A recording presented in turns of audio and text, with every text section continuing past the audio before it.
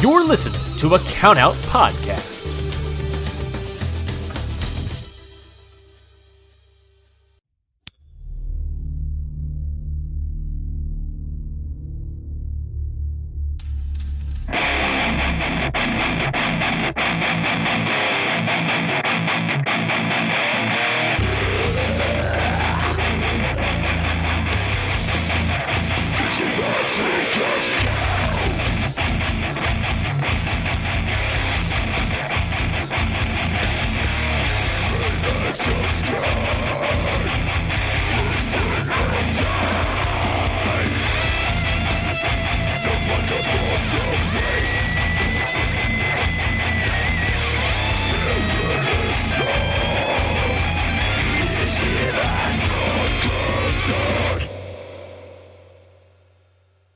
Hello, people of the New Japan Pro Wrestling fandom. My name is Curtis Spears. I'm your good friend Curtis Spears from the Ichiban Sweetcast G1ndering G1 Climax 34 Night 8. Oh my god, this one got away from me. So we dropped so many episodes at once that Ryan, God bless him, had to turn around and say, "Hey guys, where's Night 8?" And I said, "Oh fuck, that was me." I'm the one who encouraged Rafe to do these goddamn things, and then I'm the one that fucked up the timing. So I apologize. If you want to blame anyone, you can blame my two pugs, because they have both been fucking infested with fleas. It's summertime here in the UK, and there are fucking fleas everywhere.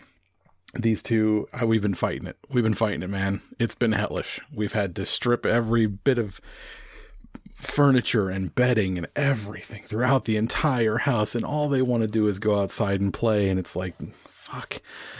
The more you go outside and play, the more fleas you get. You fucking flea bags. They're cute. They're both looking at me like, why are you talking about us like that right now, Daddy? Why are we disrespected? But yes, it seems like we've gotten things under control. And thank you for putting up with it. I'm really sorry.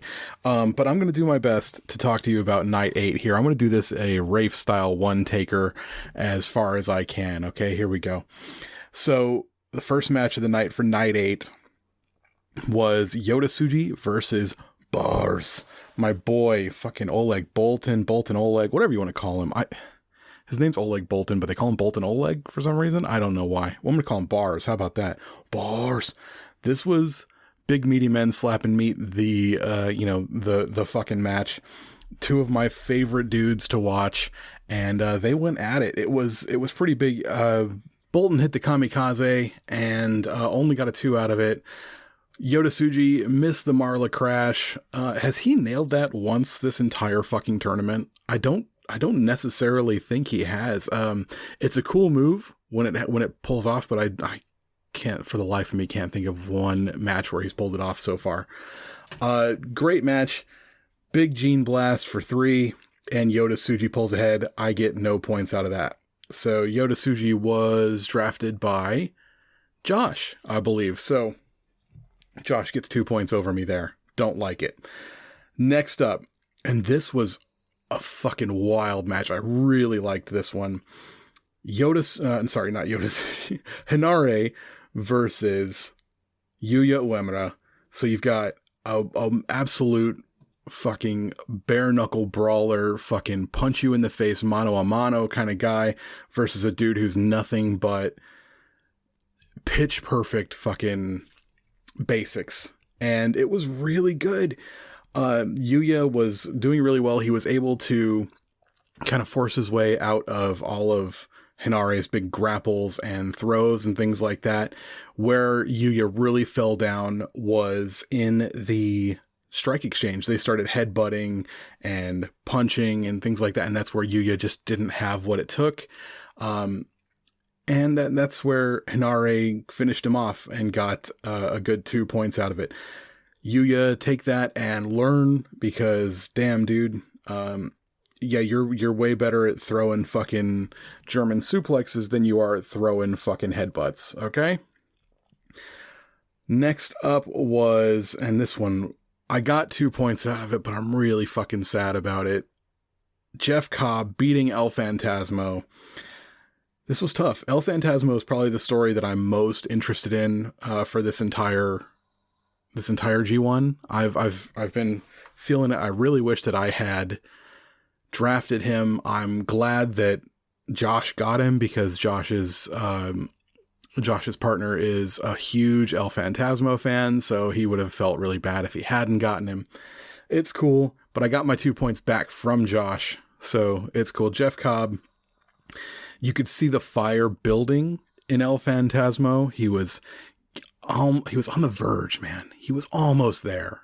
He was trying so hard and just fell at the last minute. He comes off the top rope, gets caught, and oh my God, Tour of the Islands, kaboom. Now, Jeff Cobb is one of those dudes who, like, not everyone can beat him. I mean, he's a champion in New Japan for a reason. He's the most believable dude. Like, he is able to be beaten, but no one looks at you losing to Jeff Cobb and goes, oh, you're washed. You know, everyone's like, oh, you know, that makes sense. So it was very believable that he was going to lose, but El Phantasmo, like, he had me believing. And like, Jeff Cobb's on my team. He's one of the British beefcakes. And man, he had me believing for a second there. I really thought he was going to pull it out. So I hope this doesn't set back El Phantasmo because he was great for this entire tournament. And he's almost there. He's almost there. I believe this actually took El Phantasmo out of any sort of running. It's only like night 8 and he's already out of the fucking tournament, which makes me sad. But that's what happens when you're in the B block. B block is tough, man. Next up, we had Goto versus Ren Narita. Now, Goto, another dude who's, you know, I've waxed lyrical about here on this very, very podcast, talking about calling him like the Superman to the rest of the Reiwa Easy Company's fucking the Authority. Goto coming in with the old man strength, ready to fucking show Ren what for. And maybe knock a little sense into him. But Ren's fucking smart, dude. He's a crazy little goblin, and he's going to do what he needs to do to win. And that's exactly what he did. Low blows, headbutts, hitting him with things, and then a double cross for the win. Can I, just for a minute, the double cross is a dumbass finisher. Like, it is the worst. There are so many finishers in New Japan that are so impactful and so badass and so impressive. And then there's the double cross, which is just completely it's not impressive at all. I would really prefer to see Ren do something. And this has been a problem for me for the house for a long time. Like, when Sho first joined the house, I thought, oh man, wouldn't it be great if he took that grappling side of him, of his character, and went full on fucking evil with it. You know, not evil like evil, but like evil like, I'm gonna choke you out. I'm gonna break your arm instead of just making you tap, like that sort of thing. And Ren's got such like a crazy grappling strong style background that he could do the same thing. If he hit Goto with a low blow and then locked in a fucking rear naked choke and just refused to let it go even after Goto like went down, that's evil. That's fucking mean. And I would love to see that. But instead we get this like X-Pac fucking, double cross. And I don't fucking care for it. I'm sure he doesn't give a shit what I think, but I love Ren other than the double cross. I think it's a bad finisher, but Ren gets the win, 2 points. And that goes to, that's an own goal for Rafe. So that was 2 points for Rafe no matter who won. Next up, we have the main event of the evening, Takeshita versus David Finlay. This was fucking awesome. If David Finlay hasn't opened your eyes this tournament, you're not paying attention. I'm going to keep saying it. David Finlay is on a fucking roll, y'all. This match was rad. You got to see a lot of really impressive shit from Takeshita. Like, dude might be the MVP of the tournament, and it makes me sad to say that about a guy coming over from AEW, but he's been fucking killing it. And I think the big spot from this match that everyone really liked was Takeshita covering David Finlay on the outside, covering up with like 7 or 8 different chairs, just piling them up over him, and then hitting a tope atomico from the inside of the ring to the outside and splashing down on those chairs on David Finlay. What a fucking madman. Absolute cuckoo banana pants crazy town, and I fucking loved it. I was jumping up and down. I scared the dogs. It was crazy. And I loved it. David Finlay. Now, it might not have been as impressive as some of the shit that Takeshita was doing, but David Finlay was actually able to like will himself. He was able to will himself to the win. You know what I mean? So Red Shoes was bumped down at one point, and like we didn't get full House of Torture shenanigans, but we did get some like interference and things like that. But like, I mean, David Finlay was still able to break out of like a brutal world-class elbow and a Blue Thunder Bomb. Takeshita takes out Gedo, and it was so close. Takeshita was almost there, but at that point, Finlay, survive, look for your opening and win. And, I sat here and said like, oh, he doesn't wrestle like Jay White. He doesn't wrestle like Jay White, but like waiting for his opening to throw out a nasty finisher is exactly what Jay White would do. So I will admit that like some people sometimes say that he's a lower class Jay White. I don't think so, but like that was very smart of him. Of David Finlay to win with the overkill at just the right moment. All in all, not a great night, but a good night. We got some good results out of it. We got some great matches. Day 8, yeah, fine. We'll say sweet instead of sour. Next up is night 9 from Rafe. He's going to be talking about that one. I don't have the matches in front of me. I'm sorry. I'm doing this completely off the dome. And I got to go back to cleaning. So wish me luck. I'm going to go bug bomb everything for like the 4th day in a row. No more fucking fleas in my house. Okay? God damn it. I'm looking at you, Frankie. Teddy's somewhere sleeping. I don't know. Anyway. All right. If you want to check us out online, you can check us out on Twitter and Instagram at Ichiban Suite. You can get in touch with us. Hey, if you want to, leave us a message for our upcoming 100th episode celebration at the end of the G1, we'd appreciate it.